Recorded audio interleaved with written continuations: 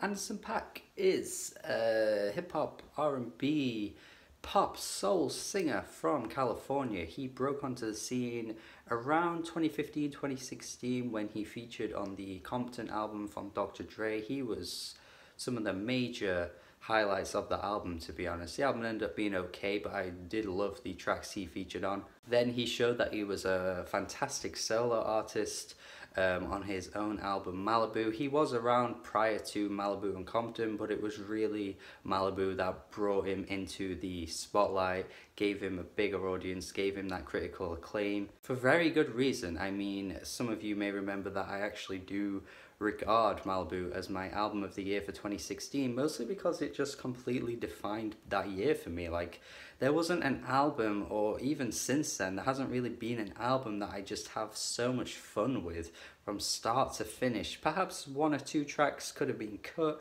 in retrospect, but at the time for 2016, that was just my jamming album, and I still don't think many other artists have that same kind of fun and energy that they bring to the table in the same way that Anderson .Paak did and does. Sure, I mean, when you're looking at 2016 as a whole, Black Star, Atrocity Exhibition, Teens of Denial, Worry, We Got It From Here, Thank You For Your Service, like, they were better albums, but I couldn't even think to put anything else at my #1 album of the year list than Malibu, because it was just the album for 2016 for me. However, even with that love, that high regard for Malibu, I think it would be silly for someone like me to go into Oxnard with that expectation of creating the same album again, that same love that I had for that album, because it's just unlikely. Of course, 2 years down the line, I'm a bit different now,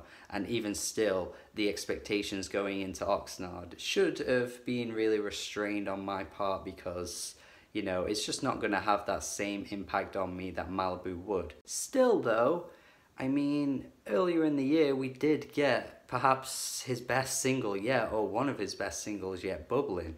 That just showed how you can, you know, bring the world of trap and hip-hop and soul and R&B all together in a blender and just make the most fun song you could possibly make. The video kind of being satirical as well just kind of made it one of the most enjoyable hip-hop experiences I've had in the past few years. So once again, Anderson .Paak coming through with such a great track.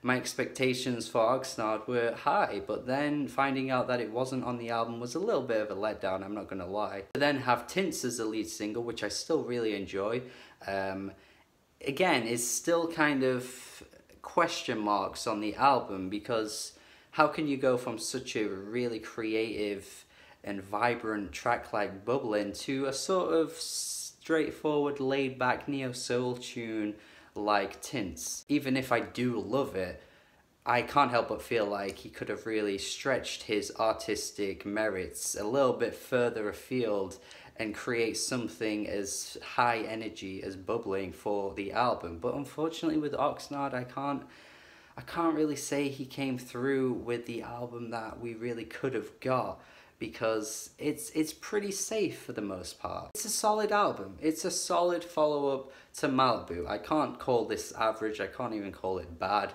because everything here is pretty much done well, except it's all too familiar. The thing that made Malibu so good was that he brought such a fresh twist on so many genres and so many blends of ideas coming together to make one of the most charismatic albums you could even come up with in this style of music. And yet all of that's kind of been put to side to make a pretty much simple, vibey sounding neo-soul album. The album kicks off with a few laid-back tunes, The Chase, Head Low. They're pretty nice on the ears. I do like his flow on The Chase, I must admit.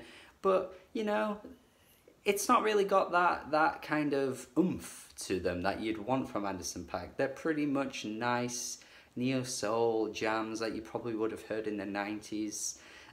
He's not really bringing anything fresh to the table. It's pretty much just merely nice on the ears. You do get these nice inclusions of female vocalists across this album, perhaps, you know, adding to the style and the vibe of the tunes, but, you know, again, They're just kind of there for the background listen, honestly. One worry I thought about going into Oxnard from the get-go was Dr. Dre was handling a lot of the production and the mixing and all that kind of stuff. And that has hindered the album for me because there isn't really anything that feels modern about this album. It all kind of feels like a nice little nod to the 90s, a nice little throwback. You've got Snoop Dogg on here, you've got Q-Tip as well. Snoop Dogg feature in particular is just straight up 90s worship with its sound. I mean, there's just nothing really anything that pops with this track. There's nothing popping out in a way that makes me hooked to it, you know? I'm just kind of left unhooked. I do like it once Anderson .Paak comes in. The instrumental's nice. The instrumentals across this entire album are well made. It's just kind of safe and flaccid for the most part. And vocally as well from Anderson .Paak, I'm just not getting that colour, you know? The colourful, hook-driven singer that was once on Malibu is kind of being left behind. I don't know where his voice has gone. You know, he has such a sound to his voice that's so distinct, and on this album most of the time it's quite restrained. You can pull out a hook from anywhere.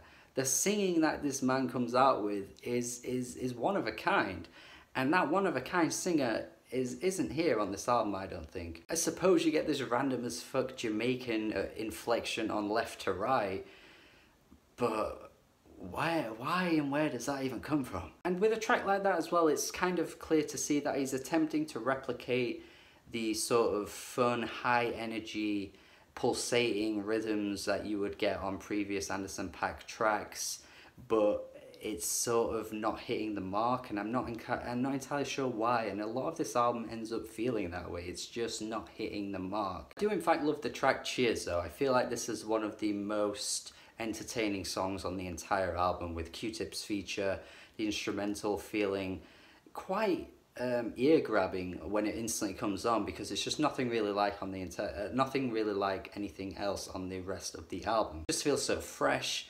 unique, innovative. It's the kind of thing that I expected this album to be from front to back, but unfortunately it just ends up falling short. Who Are You was one of the singles prior to this album. At first I didn't really like it, but I actually really like the drumming on this track now. I feel like Anderson .Paak brings that charisma with his rapping ability on here.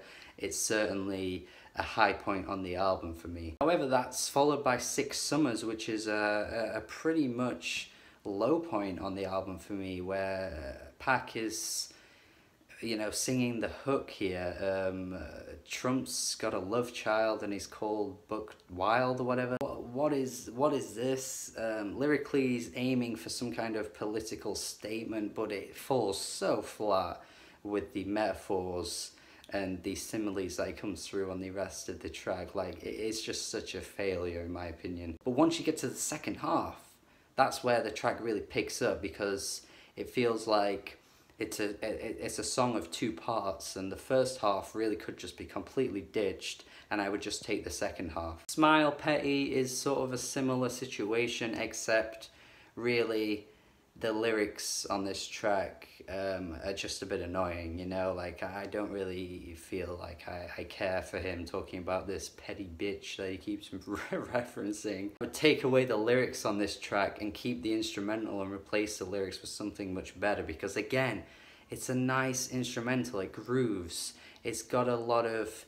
kick to it, you know? Quite a few of these tracks do have that sort of momentum driving the tracks, you know? There's nice guitars, there's a nice soulful sound, but it's Anderson .Paak that really feels like he's not hitting the mark with his vocals most of the time. Mansa Musa is a pretty good track. It feels a bit more of like a straight up rap song, which I actually am pretty into, I must say. I like the beat on this one. Dr. Dre contributes in a pretty decent way, I suppose. And Paak, again, when he comes through, he gives us that charisma that I really look for. But yeah, overall, I mean, I'm just not really pulling apart that much from this album. Like, it's a real shame to be coming into this review with this, because I really thought I was going to be getting a lot more than I did. Have I let my expectations get in the way? Well, possibly, but you know, it's just not the best that we've gotten from him. That's the thing. It's like it's an album from an artist that can easily achieve so much more with the sound and the ideas that he comes through with. I'm just mostly shocked that I've ended up reviewing an Anderson .Paak album and I've listened to it multiple times,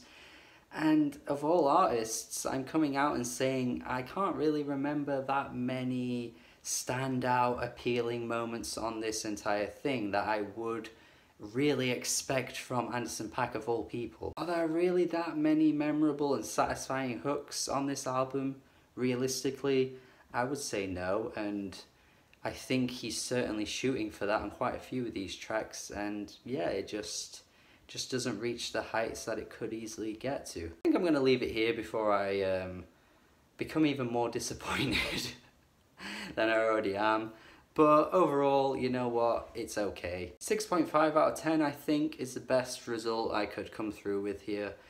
I have mostly been negative in this review, so you'd probably think I'd go lower, but at the end of the day, a lot of these tracks are actually really still quite good, and the overall sound of this album is certainly above average. It's just what Paak can do with his style and sound isn't being met with this album. It's certainly a solid album and I can't take that away from it, but it's just what it could have been is really what's the letdown here. I think a lot of people will end up agreeing with this, honestly, but at the same time I do think people will be raving about this. It's just in a few years I think we'll get to see something much better from him, and I think once we get to that point, people will be like, oh yeah, Oxnard really wasn't that great. Let me know your thoughts on this album. A bit of a letdown, but honestly it's still alright. Comment and all that stuff. Subscribe if you like. Have a good day.